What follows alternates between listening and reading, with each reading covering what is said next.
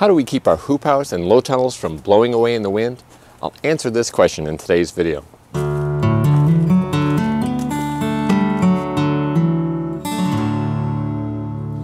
We recently had wind gusts well over 50 miles per hour, and since building our hoop house a couple years ago, we've had winds as strong as 65 miles per hour. But those strong winds have never had any impact at all on our hoop house and other structures, except to blow some small branches through the plastic. Now let's talk about 5 reasons the wind hasn't been a problem for us. First, our garden is surrounded by windbreaks. All of the backyards in our neighborhood are fenced in, and our fence is both very close to the hoop house and it's almost as tall. This has a huge impact on reducing the wind that hits the hoop house and our other structures.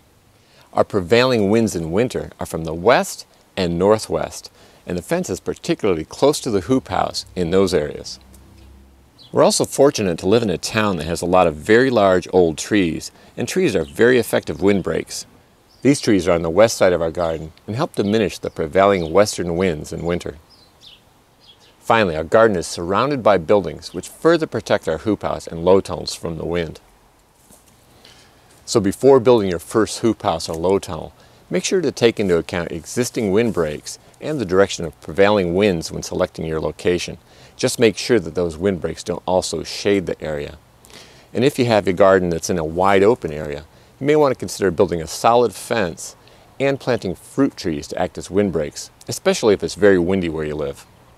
The second reason strong winds haven't blown away our low tunnels and hoop house is that they're small and low to the ground.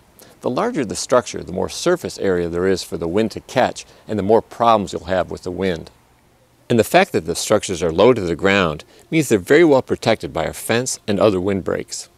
Of course, a small hoop house may not meet your needs, but if you're new to season extension, it may make sense to start small, gain some experience with dealing with wind and other issues, and then go big later. The third reason wind hasn't been a big problem for us is that the plastic on our hoop house and low tunnels is very tight. When plastic is loose, it will billow and catch wind like a sail. But this plastic is tight enough that it won't billow at all, and instead will help deflect wind instead of catch it. If you'd like to learn more about how I cover our hoop house with plastic so that it's nice and tight, please see this link. The fourth reason the plastic hasn't simply flown away in the wind is that it's very well secured to the frame. We attach 6mm greenhouse plastic to our hoop house and hinge low tunnels by pinching every edge between the frame and 1x2 furring strips that are screwed into the frame. The frame itself is anchored to a heavy raised bed and to the ground. This plastic simply isn't going anywhere.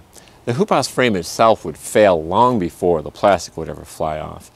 If you're interested in an alternative to the 1x2 furring strips, look into wiggle wire channels. I've never used them myself, but they make a great alternative, and they're probably a lot easier to use than what I'm doing. You'll just have to pay a little bit for it. Finally, the fifth reason our hoop house and low tunnels haven't blown into the next county is that we're very careful about venting on windy days. As a general rule, we vent as little as possible when it's windy, because when the structures are open, they're much more vulnerable to the wind. And when we do vent, we take precautions. For example, I prevent hinge low tunnels from flying open by tying them shut with bungee cords. And if possible, I vent the structures inside the hoop house, but leave the hoop house door shut. This way wind doesn't get trapped inside. If I have to open the door to prevent plants from overheating, I open it as little as possible. So with these 5 measures, even 65-mile-per-hour winds have had no impact on our hoop house and low tunnels, except to blow a few small branches through the plastic. I hope this video also gave you some ideas on how you can keep your hoop house or low tunnel from being blown away in the wind.